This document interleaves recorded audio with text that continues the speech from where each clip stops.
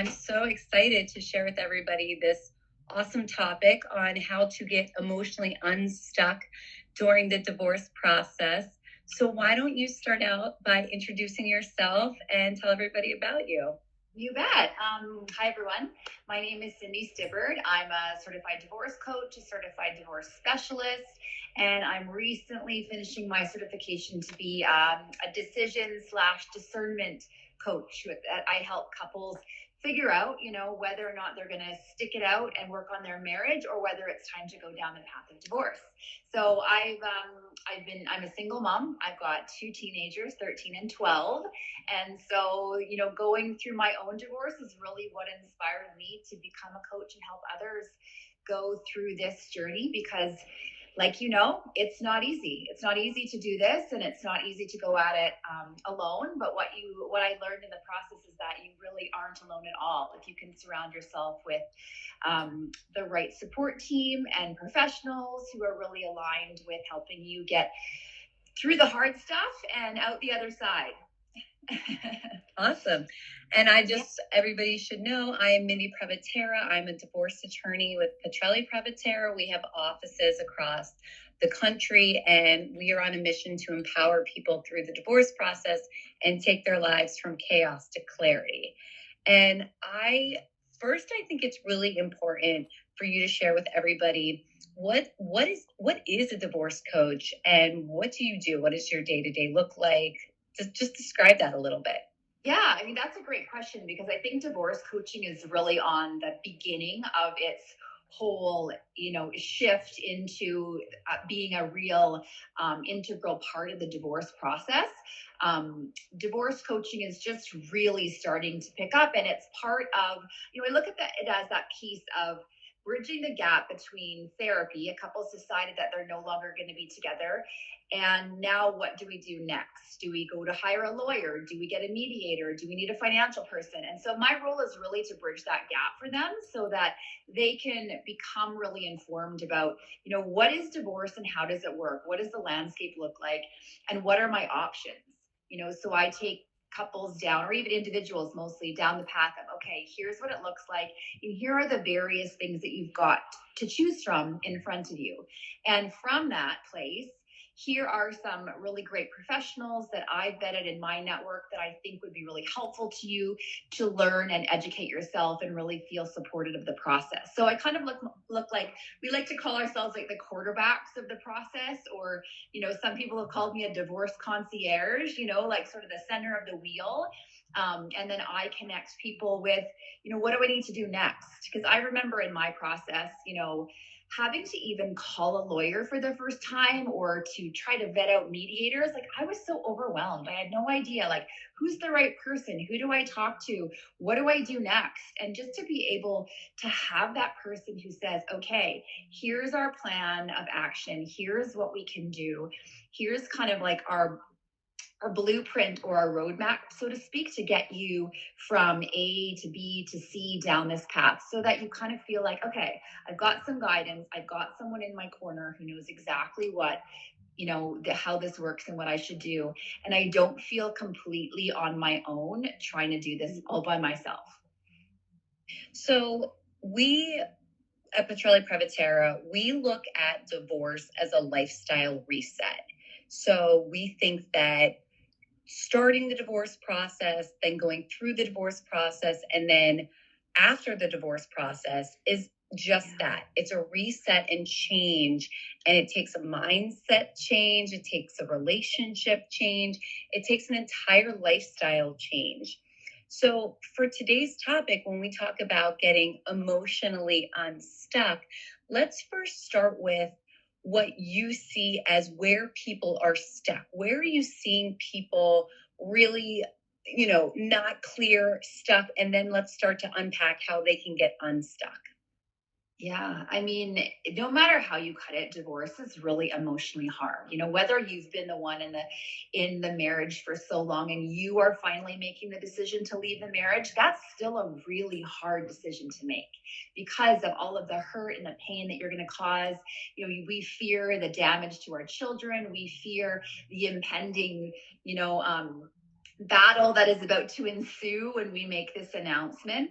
And then, on the flip side, if you are the person who is left in the marriage, that is heartbreaking and devastating, because a lot of times, maybe you weren't prepared for that moment, or you knew things were bad, you knew things weren't going great, but you didn't necessarily know that you were at that place already.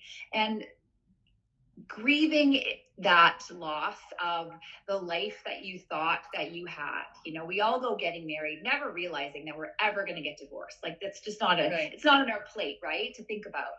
But the reality is, when half of marriages actually end in divorce or separation, we've got to go in with this more realistic mindset of, it could be possible. And if it is, how am I going to navigate this? It doesn't make it any easier, but at the same time, once you go through that process of divorce at the beginning, you've got to grieve it emotionally. Allow yourself that time to grieve it and look at it as a holistic point of view. I'm a bit of a tough love person, and I know there's a lot of exceptions in terms of, abusive and violent situations are a completely separate thing. But I think in the general realm, we each have our own responsibility in our marriages, and even if we were the one that is left, we have to look at that and think, okay, this didn't work. And it's not necessarily all my ex-spouse's fault for leaving this marriage. There's something that was already broken in us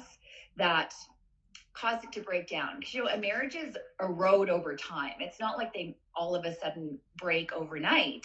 And being able to really work on yourself and what role we each took in the breakdown of our marriage allows us to start to dig into that acceptance and that ability to forgive ourselves for maybe not being the best partners, forgive our partner for maybe not being able to communicate their needs in our marriage. But once we can work through that emotional piece of how we got there, and also towards acceptance of, we're here now. We can't go back and change the past anymore. What's done is done. We had this beautiful life together. Otherwise, you wouldn't still be in it. You potentially had these gifts of children. What can I take from this experience that is beneficial and beautiful? And how can I then move this into the next part of my life, but put on my more rational hat of, we are uncoupling. We have to do this in the best way for our kids. And realistically, I'm still going to be attached to this person for a very long time, especially if we've got kids. So what do I want that to look like going forward? Do I want to, hate each other? Do you want to be uncomfortable for the rest of your life when you see this person in public? Or do you want to be able to get over the emotional difficulty and recreate a new relationship with your ex-spouse that can be redefined in a redefined sense? So as a divorce attorney, we do a lot of consultations with clients, and they come in at very different phases in their emotional journey towards separation or divorce. Sometimes the emotional journey, they're at the way beginning, where they just know that they're unhappy and they're curious. They're starting to ask, what would separation look like? What does the law entitle me to? They're at the way beginning of that, investigation. Other people come to us way further down that emotional transformation, where they know it's broken, they know it's done, and their questions are way more tactical. So for me, I see a lot of the stuck around the fear, the pain, and the guilt. I typically see three main pillars that everybody who feels stuck is experiencing. And those three pillars are fear. The fear is typically fear of the unknown.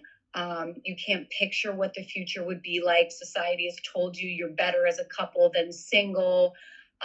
Fear for your children. How do I even begin to explain this to my children? How will I be judged by being a single parent? And also fear of the financial uncertainty. So a lot of fear, these are realistic, rational fears. And part of the unstuck is going to be navigating rational fears versus unrational fears, and also really working through how we can strategize between a lawyer and getting the goals and the results you want with a divorce coach who's going to really tackle a lot of the emotional part. So just talking about the fear pillar, and let's even dig down a little bit further into the custody, because I know you do a lot with co-parenting. Describe how you can help people get unstuck when it has to do with fear of sort of a custody arrangement or dealing with the children. Yeah, and that's huge. I think fear about the kids and losing time with the kids is typically one of the bigger reasons why people don't leave an unhappy situation, because they're really scared that they're giving up their children, right? And I mean, I felt that way too at the beginning of my divorce. It didn't even occur to me actually that my ex-husband would want 50% of the kids. I thought, wait, I'm 98%. It wasn't even on my radar until he did. And I was sort of shell shocked by that, but I also didn't dig in and put my heels in and try to fight him on that, because I grew up with my father not around much. And I know it's affected me emotionally to not have that relationship with him. And having a father figure in your child's life, if they're willing and able to be there and truly wanting to show up for them, that is such an incredible gift that you can give your kids. So going in with the mindset, I think a lot of parents go in with their own fear in mind, thinking, I don't know what I'm going to do with myself without the kids. Because as a mom, our whole identity has been tied up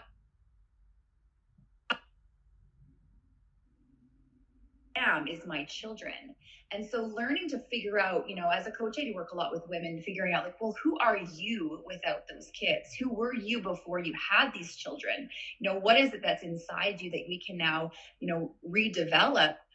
Because your children, regardless of whether or not you have them full-time or half-time or in between, they need you as the best person you can be, and so showing up as your best self and an individual is going to allow you to be a better mother. But at the same time, learning how to see this as what is best for the children is really hard for so many people to do, because we get stuck in what is best for me. What is best for me? Well, I'm the parent, I'm the caregiver, I know what's best. The kids should be with me most of the time. And a lot of times at the beginning, that feels really true, because dads who haven't necessarily taken the chance to be a father or had the opportunity to do the parenting because mom was there staying at home like I was, and so they got to pursue their career, they weren't really empowered, let's say, to take on that role. And it's going to be a struggle at the beginning as soon as they have the kids more. And there is going to be this difference between how mom does it and how dad does it. But as you see the children and how their relationships with each of you really change and evolve, that is when we have to see, okay, what is it that they need and how can we allow them to create these relationships with the other parent? And it's so incredibly powerful to be able to give your children that sense of autonomy over, I am allowed to have a relationship equally with both my parents, and that my parents support that. And the more that we can detach ourselves from what's best for the kids, the better off we're going to be in the long run. It doesn't mean it's easy. I mean, I still get teary and choked up after having an awesome week with my kids and think damn it, this is the reality of it. But at the same time, I've now come to look forward to my time without my kids, because I get to reset myself. I get to focus on my career, the things that I'm passionate about. Also my new relationship. You don't often get a chance to do that when you're married with kids full time. And then I can really reset for when the kids come back to me. I can be so much more present as a mother than I ever was when I was 98% parenting. So, really looking at scenarios, right? Yeah, and I think you make a good point about this is a good opportunity to say the difference a little bit between what a lawyer and an advocate would do from the legal side versus what a divorce coach would do. Because from a legal side, we're really what we're doing is we're creating the custody arrangement. And if we can't reach an agreement, we're arguing over what the custody schedule should look like, which parent, if any, should have primary versus a shared custody arrangement. And we're attacking that conversation from a legal lens that can be more controversial. It can involve a court. It can involve the best interest standards. But what I'm hearing you say, which I think is important, an important layer to add, is that you're giving communication skills and a different perspective on how to view being the best parent. And that can involve communication between one party and the other, overcoming adversity in a different level. So from a legal lens, we're very goal oriented with our client. They say, we want primary custody. We're going to ask for that. We're going to fight for it. Whereas I'm hearing you say, you're really getting to the core of communication, the co-parenting skills. So you're building a lot of the additional soft skills that are going to help them, not just during the divorce process, but also through the life, kids, you could start when the kids are 5, and it can be a challenge all the way till they're 18 or even past that. Is that a good description of that? Definitely. Okay. And I think awesome. Part of it too is unhooking them from, their heels are dug in when you guys are trying to do your job with the custody arrangement, and a parent, let's say, can't quite let go. And so keeps coming back with something that may not be even realistic if it was ever to go to court, right? And you kind of know that as the lawyer professionally, okay, this is maybe an unrealistic ask at the end of the day, but they can't quite seem to let go. So my job is to really go deeper in that and think, okay, what is it that's holding you so tightly to this? Knowing the potential of what this outcome could be, and the reality of it, if you ever went to court, what's holding on? Because you're spending money, a lot more money than you need to on this. You're really pushing this process to take a lot longer than it needs to. What's this obstacle we need to really dig deep and work through? And I think that is a great point for why it can really add value, that digging deep, that really getting to the core of what is driving your decision making. And I talk a lot about this with my clients because, we circle back to these 3 pillars of fear, pain, and guilt. What's driving your decision making? Is it a productive, well thought out decision that really does have to do with the best interest of the child and you? Because you make a great point that having time also away from the children gives you the opportunity to evolve, grow, reset, think about, really dig deep and what you want for the next version of your life. So I think that that's very powerful, and not a lot of people really get that opportunity to dig that deep. So would you say, when it comes to fear, that is a way to get unstuck? Like, how do you dig deep to really sort of reassess how you get unstuck and overcome the fear part? Yeah, I mean, it's very individual for each person for sure, but really reevaluating a person's worth.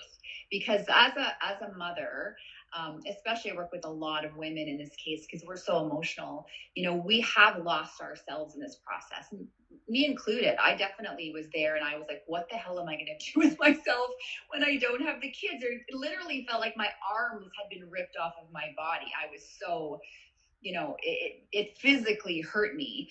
But having to really think about, okay, this is a chance for me to reinvent myself or to bring back all the things that I loved, because partly the part of the reason you're where you are now getting a divorce is because you lost that part of you. That part of you left somewhere or got put to the side, which really impacted your marriage and your happiness. So this is an opportunity. I always look at a divorce as like, we have to look at, what is this bringing us? What chance is this bringing us? Even if you didn't want it, what is this telling us and what could we learn from it? Because this could be a huge opportunity for you to discover a part of yourself that you didn't know existed or that you want to bring back. Lean into that joy, lean into all those things that you used to be that you can now be again, as well as still being a mother, still being a parent, because you get that I too. couldn't agree more. I think divorce, and obviously we're very honest about that it's hard and that there's pain involved, but I think it's such a huge opportunity to grow and evolve into an even better future than we ever expected. So, and I think this is a great segue into the second pillar, which is pain. As humans, we are conditioned to fear pain, to avoid pain, to literally live in a comfort zone to avoid being uncomfortable because we're so afraid of that change, of that unknown. So oftentimes when I see people stuck, it is this: I can't pull the trigger. I'm too afraid of pain.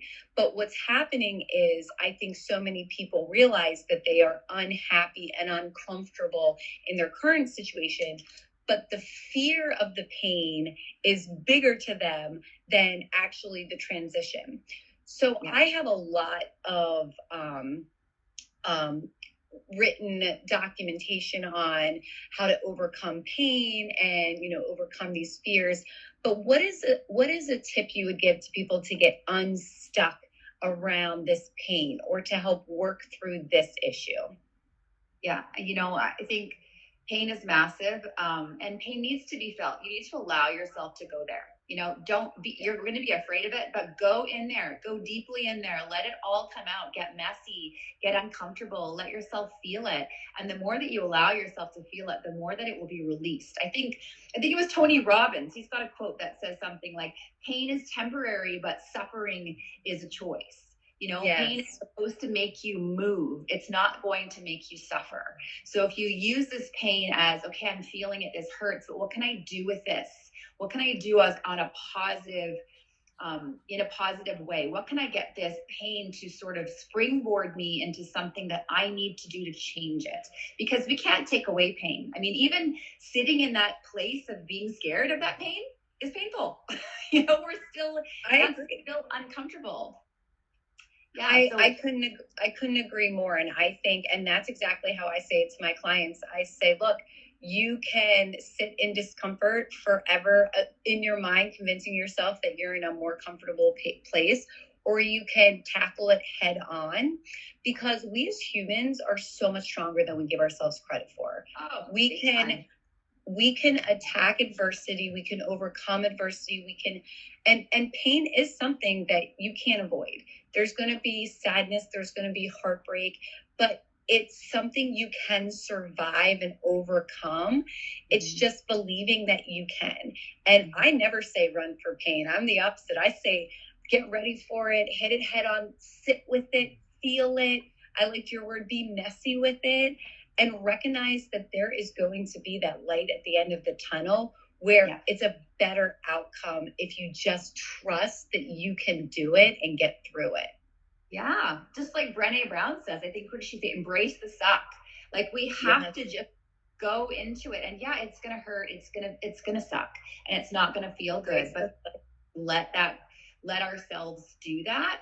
The more that pain can be released, and we won't be stuck in that pain anymore. Because it is a choice. It is a choice whether we sit and we wallow divorce define us, and we let divorce become like the single most defining factor of who we are and how our future goes, or we get to say, okay, this was an experience. This was a terrible, hard experience, but look how strong I am now. And if this is your rock bottom, this is as low as it's going.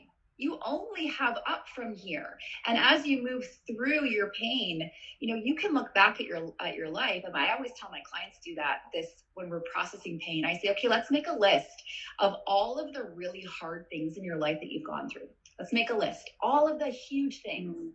So when you're in that moment of like, I just can't go on anymore, go look at that list and you'll think, wow, actually I've been through some pretty hard stuff, in my life, and I've gotten through it.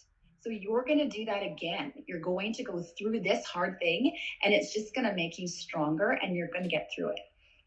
I love that exercise. And I talk a lot about divorce fatigue, which is why I think divorce coaches can be so powerful, because the divorce process can take years, depending on what state you're in or where you live. It can take a really long time.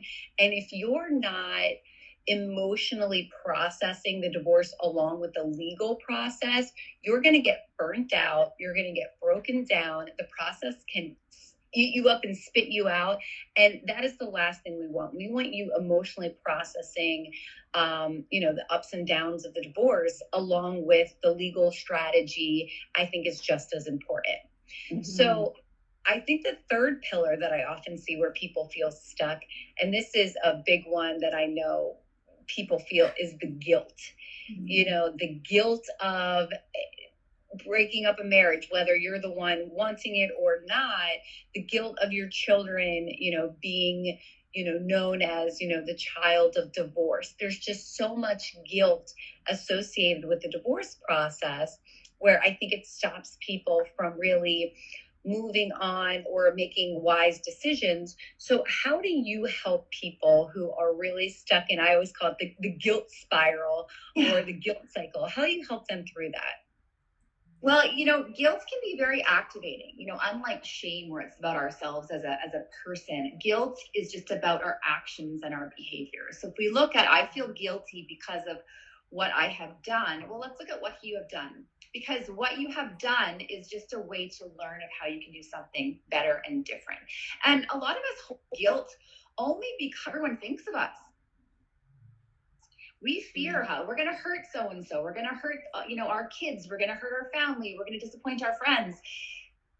It's okay. It's okay to disappoint everyone else in this life, because our choices need to be our choices. And we need to get over that piece of, I feel guilty, not because I've done this to me, but because I've done this to everybody else, Yes. And that's a hard thing to wrap your head around, because we all feel guilt for some reason or another. But if you let yourself carry that guilt forever, you aren't going to be able to allow that guilt to activate you to grow. That's one thing. I think guilt can be very positively motivating. Okay, I hate that I've done that. I'm disappointed in myself for changing the dynamic of my life for the children. But now, because of that, I'm going to recreate something that I'm going to feel proud of, and that I know that my children are going to win. So how can we really take that guilt and make it into something more positive? It's hard to do, but it is possible if we start to look at our own choices and setting our own boundaries. Well, you hit the nail on the head by describing guilt as often where you think you're disappointing somebody else or your actions aren't aligned with how society believes your actions should be aligned. Guilt is a very inward draining feeling that oftentimes is related to how you believe the outward perception is on your actions. So I talk a lot about guilt because I think that guilt can be such a drain where you can just re-energize, shift guilt and shame, but shift that energy into something positive instead of focusing on things you can't control, which is often what guilt is, and re-energize yourself around boundary setting, and also just shifting your mindset to, I don't have to please society. I'm pleasing myself, and the better that I am, the best version I am, is how I will contribute to society in a larger role. Yeah. So I saw a comment on one of the people watching said that, they want to stay motivated through the divorce process, that they feel this is a really long process. They don't want to give up. They don't want to give in. And they haven't heard the phrase divorce fatigue before. So I actually have a whole article on what divorce fatigue is and how to overcome it. If you go to my link tree, and I have a ton of articles on this.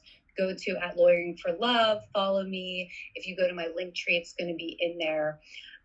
But this was just, I think, a really great conversation around why you can be stuck emotionally, and also some great advice on how to get unstuck. I really loved your advice too on the exercise about writing down all of the hard things in life that you've overcome, because divorce is a hard event, but you can overcome it. You can come out the better version, the better side. And I think you even have your personal example of that. And I think it's really important for people to hear success stories. So before we wrap up, I just want you to, again, let everybody know who you are, how they can find you, and kind of end on some positive advice you would share.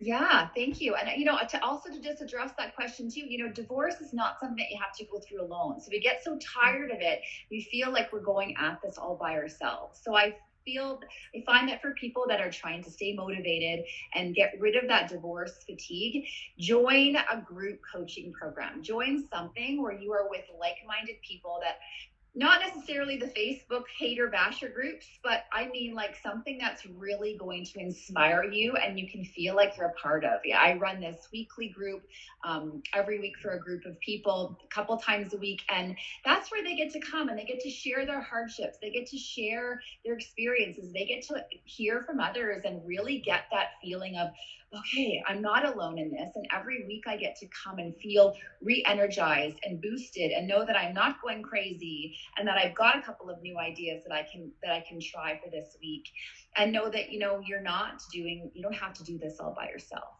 So for me, over on Instagram, I'm at Divorce Redefined. I've got group coaching programs as well as I work one-on-one. And I love my Instagram community because I really feel that's a place where you can come and feel inspired and feel empowered. I also have a podcast called Divorce Redefined over on a whole bunch of different platforms. That's also a link in my bio. And I just think that, the more people that we can get in front of, the better professionals we have, like yourself, like myself, and this whole community, we can make a difference in how everyone's navigating this. We just all want to help each other do better and enjoy the life that we have in front of us. I couldn't agree more. I always say I'm on a mission to destigmatize divorce because I do think that even in 2022, there's still this stigma.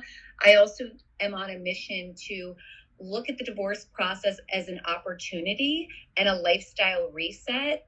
And I do think you're right that the support systems, who we surround ourselves with, who we're communicating with is so important. But I say, don't just go with any support system. It's important to have the right support system because otherwise that can also be an emotional drain on your resources. And you pointed out, the negative Facebook groups. I think having the right people that you're surrounding yourself with the right mindset around this process will invigorate you and motivate you.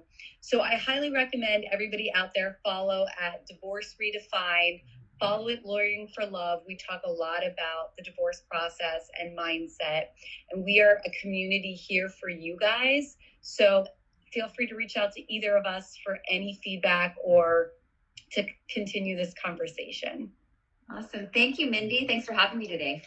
Thank you, guys. I'm so happy to see you all, and we will all hear from you soon. Hey, take care, everyone.